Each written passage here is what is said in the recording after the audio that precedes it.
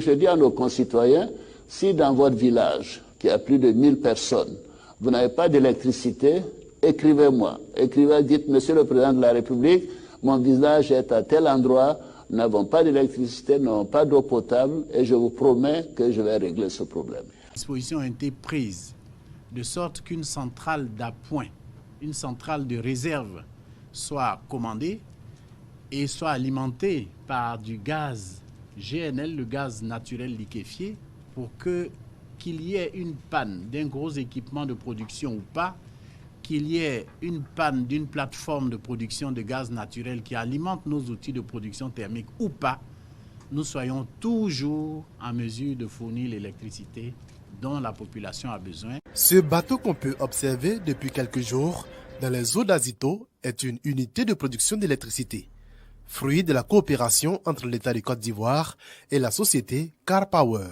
Cette unité, qualifiée de centrale de réserve, est appelée à renforcer la capacité de production nationale en énergie et faire face à la forte demande en électricité.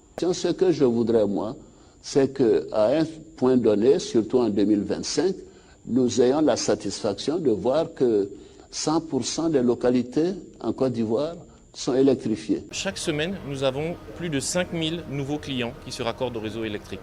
Donc nous avons une demande d'énergie qui augmente chaque semaine et sans compter les clients existants qui également choisissent d'avoir plus d'équipements à la maison et donc de consommer plus d'énergie. Il est donc essentiel pour satisfaire les clients que nous disposions de suffisamment de capacité. Ce sont environ 200 MW additionnels qui seront apportés au parc énergétique. Cette unité permettra à la Côte d'Ivoire de faire face aux aléas qui pourraient survenir dans l'exploitation du réseau.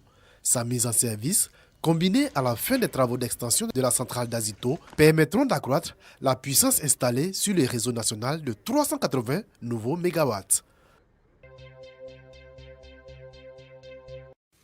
Vous savez, notre pays, mon pays, le Mali, vit aujourd'hui dans un régime de transition qui est confronté à plusieurs défis, parmi lesquels les défis de la crise énergétique. Donc, nous étions venus solliciter l'accompagnement et le soutien de la République serbe des Côtes d'Ivoire pour nous aider à rendre moins difficile les jours, cette période de canicule pour le peuple malien, en concourant toujours à l'importation que la Côte d'Ivoire nous assure depuis un certain nombre d'années et de façon d'ailleurs très régulière. La Côte d'Ivoire s'engage à vendre à la Guinée 11 MW d'électricité par an.